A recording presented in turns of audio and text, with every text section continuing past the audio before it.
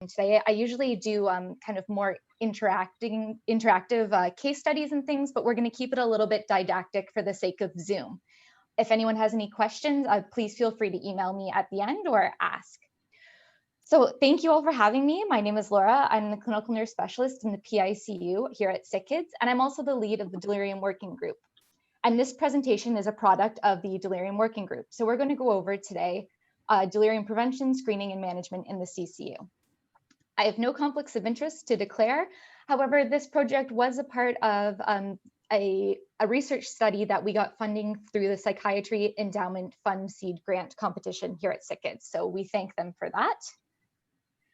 So this is just a little picture that I like to start my talk with, and it represents what children can be experiencing during delirium and how we as nurses and other healthcare professionals may not recognize it, like the nurse in this picture.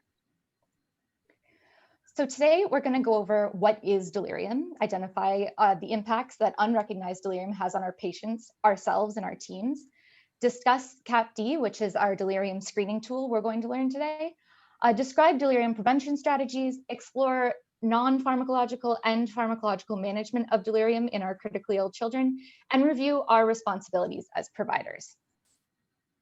So like I said, we'll go over prevention, screening, and management. So what is delirium? It's important to know that delirium is a diagnosis of exclusion. It's in the DSM-5, and it has 5 key points that need to occur. So you have to have a disturbance of attention and awareness. It has to develop over hours or days, and it may fluctuate throughout the course of the day or over days. There's an additional disturbance in cognition. And if A and C can't be explained by another pre-existing or evolving neurocognitive disorder, like a head injury, for example, delirium can also not occur in the state of coma. So you have to be conscious to have delirium. And we look for evidence in the history and physical of disturbance that is direct physiological condition of another medical condition. So you wouldn't have delirium per se if you know that the child has had an intoxication with a drug. But it's often due to multiple etiologies that we find our patients with this. So I'm not going to get too heavily into the pathophysiology. Basically, what you need to know as a practitioner is that delirium is caused by complex alterations in the activity of our neurotransmitters. And the 3 main neurotransmitters are dopamine, glutamine, and acetylcholine. These imbalances can cause fluctuation in moods and issues with cognitive function. What's also important to know that Karen was going over is that delirium does not exist in isolation. I'm sure you've had lots of talks today about pain and sedation and withdrawal. So all of these things, as you can see, exist in overlapping circles, and they're often hard to tease apart, and they're often coexisting. So it's important that as delirium is a diagnosis of exclusion, that we work to eliminate these things as well when we're suspecting that our child may have delirium. So why should you care about delirium? Well, it's extremely common in pediatric critical care patients. It increases our patients' morbidity and mortality and length of stay. It also increases in the number of days on a ventilator. It's very frightening and stressful for the child and for the family, and we'll get into some of the long-term effects of ICU delirium. And it's extremely under-recognized in PICUs and CCCUs. So there's a study that said that about 1/3 of our patients actually experience delirium. And if you know from our scoring, we're not capturing that number. So just to remember that obviously there are short-term effects of delirium that we see while they're under our care in critical care, such as disruptive restorative rest, altered cognition, increased use of sedation, anxiety, and fear. Maybe they're super agitated. But there's also long-term effects that we don't see in our work, but these kids end up having increased use of long-term polypharmacy, long-term sleep disturbance. There's even ties with PTSD, obviously dissatisfaction with care for families. So there are a lot of long-term effects of delirium in the CCCU. So when you look at the risk factors, you'll see this encompasses pretty much all of our patients. So young age, high severity of illness, male sex, pre-existing cognitive impairment or cognitive delay. So if your child is already a complex care child, personal or family history, pre-existing emotional or behavior problems. So these are things like autism, our kids with ADHD, pain, which I'm sure all of our patients are experiencing, Sleep deprivation, if you're in an ICU, you have sleep deprivation, and visual or hearing impairment. So as you can see, this encompasses pretty much all of our patient population and puts them at high risk. And often we see patients with confounding hospital-induced risk factors. So again, when you look at these are most of our patients. Usually if you're on a mechanical ventilator, you're probably sedated, you're probably in a poorly lit room, getting polypharmacy, not getting a lot of interaction, and being with physical restraints used on you. So there's multiple things that are part of the care we provide that actually induce delirium. Now, there are 3 subtypes of delirium. There's hyperactive, hypoactive, and mixed. And hyperactive is usually the only type that we traditionally catch as practitioners without using a tool, because these are the very obvious cases. We're going to get into this. So hyperactive, this is the excess of dopaminergic activity and low acetylcholine. This is your classic delirium patient. This is the patient that's seeing purple frogs in their room hopping around. They're pulling out their lines, they're screaming, they're not making eye contact. They're the impossible to sedate patient.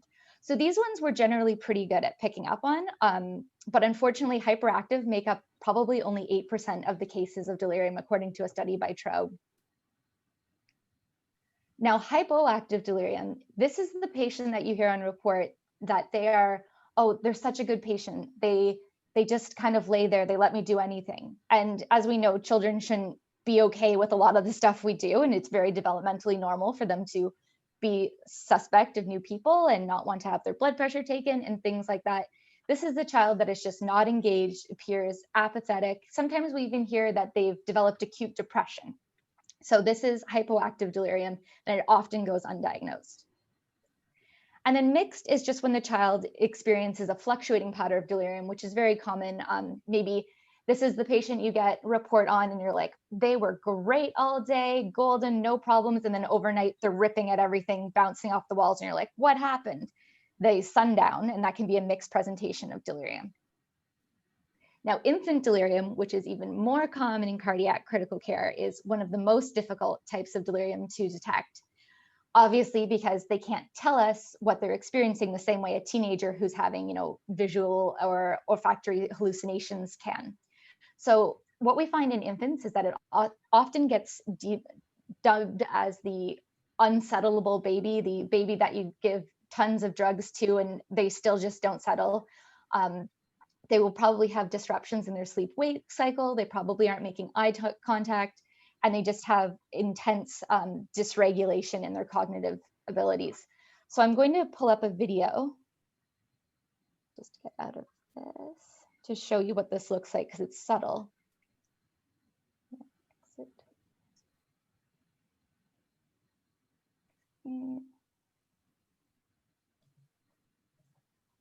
Can you still see my screen? Yes, we can see it. Great. So I'm just going to play this video. Might have to share the sound.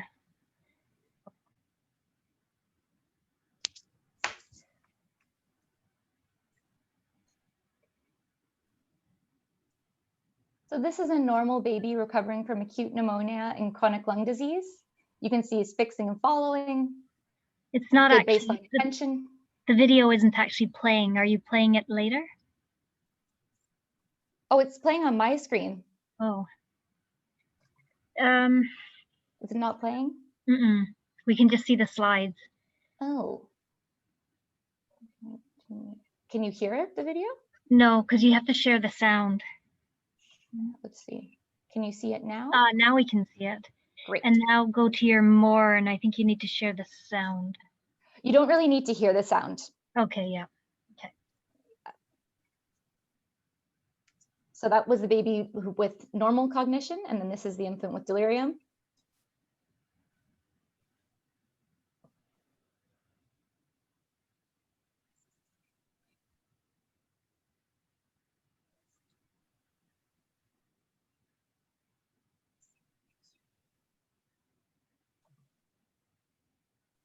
And this is the same child later when they're not delirious.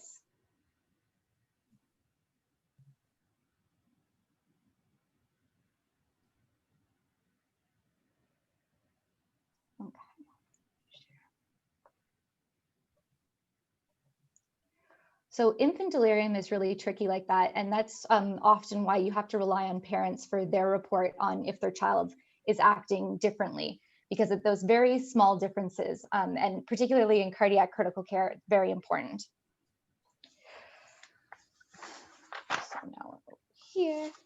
As I mentioned before, it's important to be screening and managing for contributors like pain, sedation issues, withdrawal, all of those things work together. So you want to be screening for all of that when you're looking and treating delirium in your patients. So now we're going to move on to the pediatric delirium detection pathway. This is a pathway that's created by the American Academy of Child and Adolescent Psychiatry. We're lucky enough that our own Claire D'Souza from psychiatry was on this panel, and we are actually one of the first institutions to be implementing it. So very exciting stuff, very cutting edge, and it's really user-friendly is what we liked the most about it. So here's a picture of the algorithm, and what it goes through is our physiologic, pharmacologic, and environmental ways of preventing and detecting delirium. So for physiologic, this is the one that our teams are really great at because you're already advocating for these things with your other hacks. You want lines out early, you want to minimize sedation, you want to initiate feeding, bowel routines, prompting good hydration, good day-night differentiation. These are things that our teams are great at. Now, prevention strategies from a pharmacologic perspective is obviously, as nurses, we wouldn't be weaning drugs, but we can absolutely be advocates on how we use them appropriately on the unit. And that really ties in with Karen's talk. It's essential that we're monitoring our patients for oversedation, for withdrawal, for pain. We have to ensure that we're adequately addressing sleep difficulties. We could consider using melatonin and discuss the use of dexmedetomidine. And I know Karen went into that in depth. And finally, for environmental strategies, these are things like orienting the patient, having familiar care providers. These are things we try to do in the ICU, but it can often be very hard. We have a large staff. There's lots of nurses. There's over 500 nurses between PICU and CCCU. So to get someone in a non-noisy, well-lit room with familiar care providers can be really, really challenging. And this, unfortunately, can contribute to our rates of delirium. So how do we screen for delirium in the CCU? Well, we use a tool that gets done on every patient, regardless of if you think they have delirium or not, and every shift. On our unit, we do it at 4 a.m. and 4 p.m. Some other hospitals do it at 6 and 6. It all depends with what fits with your charting, but it should be done towards the end of your shift. So it's a two-step process. First, we do the Richmond Agitation and Sedation Score, and then we do the Cornell Assessment of Pediatric and Delirium. And these are known as the RASS and the CAPD. So we do the RASS first, because if you remember from the DSM-5 definition, delirium can't occur in a state of severely reduced arousal, such as coma. So if you're too sedate, you can't be delirium, and you can't be delirious or screened for delirium. So you must screen the child for their level of sedation prior to screening them for delirium. And this is the Richmond Agitation and Sedation Scale. So any child that is a -4 or lower, so deep sedation or unrousable, cannot be screened for delirium. So if your patient was that delirious or that sedated, you would just move on and not do your CAPD. If they were a -3 or above, you would then move on to the CAPD. So greater than -4, move on to CAPD screening. So this is the Cornell Assessment of Pediatric Delirium. It's the gold standard of delirium screening. And there's a number of reasons why we've picked it. As you can see, 8 questions that are positively and negatively scored. We chose to use the CAPD because it screens for delirium. Again, it's not a diagnosis. Delirium is a diagnosis of exclusion. And so this is just showing whether or not we should be on high alert for this patient being possibly diagnosed with delirium. What's great about the CAPD, it can be used in neonates all the way up to age 21.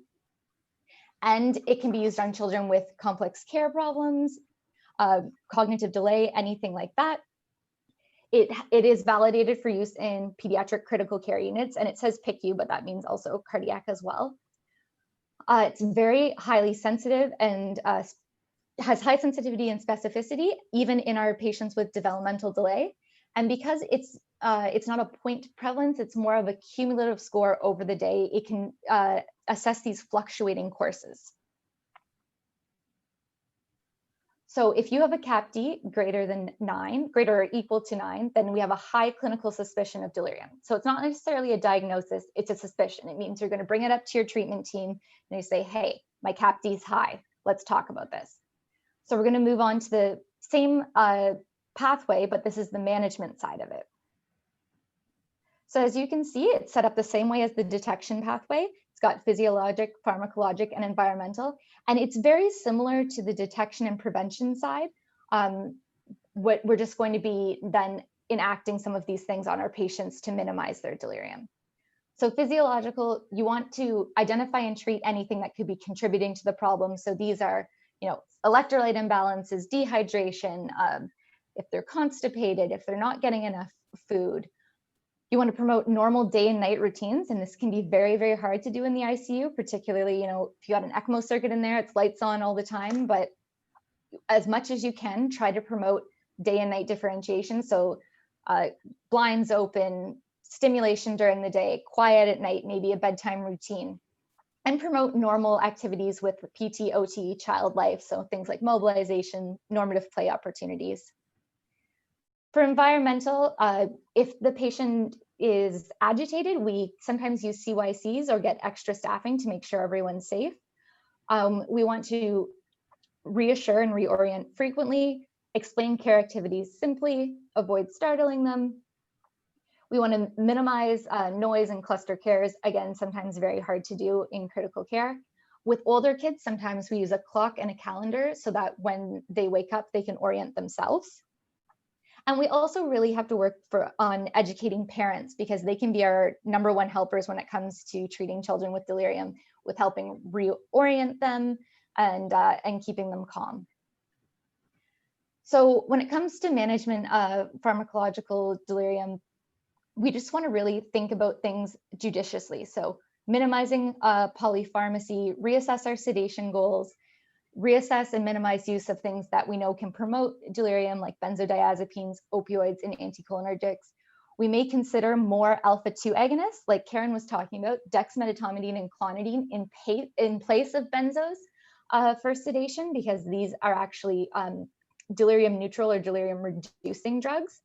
And as a last resort, antipsychotics can be considered, particularly if the patient is a risk to themselves or staff. So we're going to talk a little bit more about pharmacology. So the goal of the pharmacologic treatment of delirium is to decrease symptoms, decrease the length of the period of delirium, and to keep the child and the team safe. So this is the child that's going to pull out their ETT, pull out their central line, maybe is striking out at staff, is hitting themselves. Like, that's not okay. We need to intervene on that and shorten the duration and severity of their delirium. Now, it's important to know there are no actual FDA-approved drugs for the treatment of pediatric delirium. So all of this is based on very small studies, some anecdotal based on our psychiatry team, but more and more studies are starting to come out on validated methods of pharmacologically treating pediatric delirium. But a lot of our data is coming from adult delirium. So antipsychotics are the #1 way that we treat delirium, and their goal is to relieve agitation, get rid of perceptual disturbances, so if there's hallucinations, things like that, even out sleep-wake cycle abnormalities, and help with behavioral control. You want to decrease the symptoms, decrease the length of stay, decrease the time in ICU, and minimize all other agents. Now, there's 2 types of antipsychotics. The first generation antipsychotics are the typical antipsychotics. So this, maybe if you work in adult care, Haldol is something that's used quite frequently. We generally don't see typical antipsychotics used to treat delirium in peds. We tend to use the 2nd generation antipsychotics, or the atypical antipsychotics, because they have a lower risk of extrapyramidal symptoms, lower neurological side effects. They do have a higher risk of metabolic side effects with long-term use, but that's not how we use them here. And these will be things like risperidone, olanzapine, and quetiapine. And I find with our psych team, these are the 3 drugs that are prescribed the most. The strategy for using antipsychotics to reduce delirium is start with the lowest dose possible and modify based on the child's response. So go up as needed, go up quickly, and then come off as quickly as possible. So the plan is not to put a kid on risperidone for the rest of their lives. It's for the acute treatment of delirium until you can get it under control and then quickly come off of it. And the important thing is that families are often highly distressed by delirium, particularly when their child is already critically ill and in the ICU.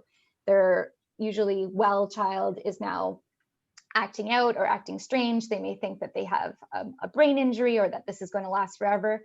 So it's really important to educate families about how common ICU delirium is and the ways that they can take part in mitigating the experience for their child.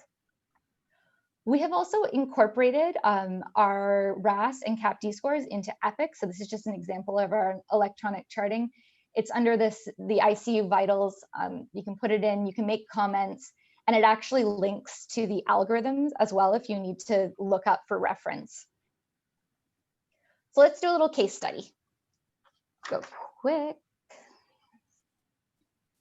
So Emily is a 7-year-old girl admitted to the PICU or the CCCU with respiratory distress secondary to pneumonia. She's deteriorated quickly. She requires intubation and mechanical ventilation. After about 5 days, she improves and she's no longer muscle relaxed and she's being weaned from the ventilator. Once she's extubated, she becomes confused, extremely anxious, and has hallucinations about monsters in her room. She's now physically and verbally aggressive, using words her parents didn't even know she knew. And she's usually a very compliant child, and now she's fighting, avoiding eye contact, and won't answer to her nurse. So her parents did not recognize this behavior at all of their child at baseline. So usually we would work on these case studies as a group. I'm just going to go over it for the sake of time in Zoom didactically. So first of all, can Emily even be scored for delirium? So what's her RAS score? So she's combative. She's fighting, she's punching, she's kicking. So she absolutely can be screened for delirium. She is awake enough and fighting you. So next, what is her CAPD score? Now this is a little bit more subjective, but generally how you have to think about it is you or the person beside you may slightly score her differently, but it's that binary, is it over or under 9, that really is the trigger for, should I be concerned? So what we're seeing here for Emily is that she's rarely making eye contact. Her actions are sometimes purposeful, though aggressive. She's sometimes aware of her surroundings. She's not able to communicate her wants and needs. She's often restless. She's inconsolable. She's not underactive at all. She's overactive. And she's not responding to your interactions. So what type of delirium would you think this is? This is hyperactive delirium. So this is the most common one that we would see. And then let's just think about some strategies that we could implement.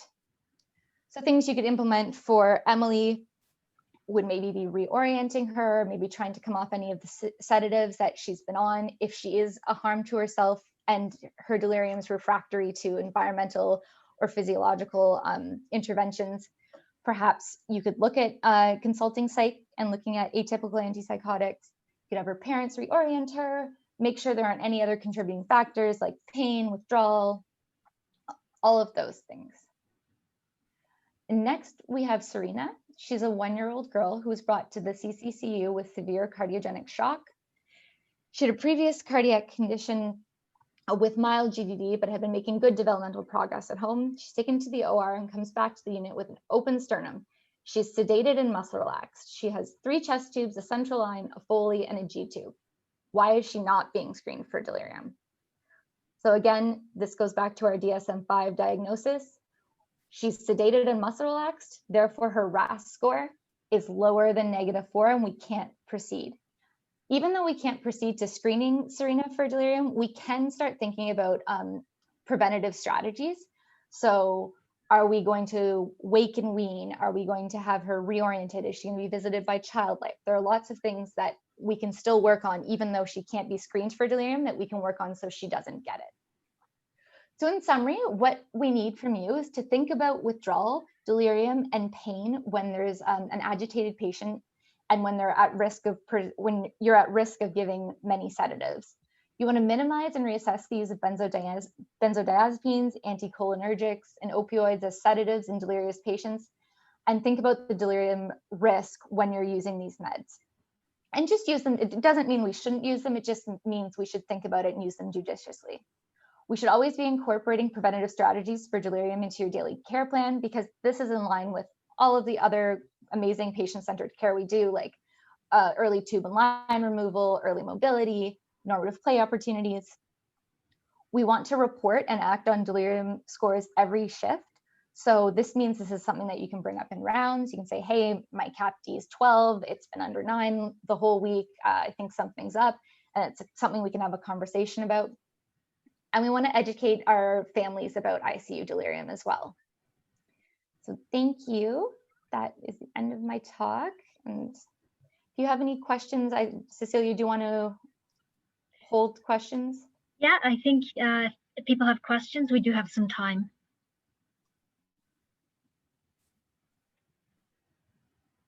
You can either put them in the chat or you can just speak.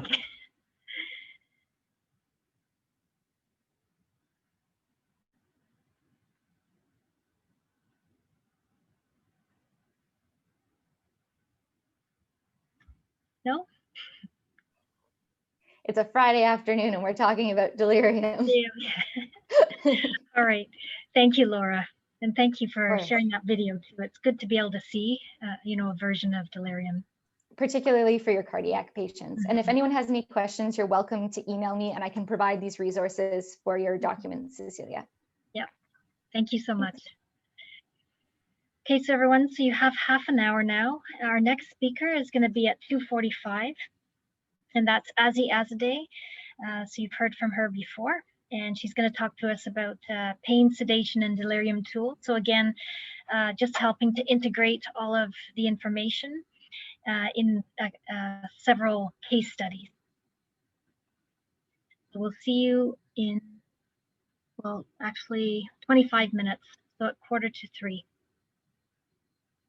Anyone have any questions for me? Probably have a question about the exam. Actually, let me stop the recording.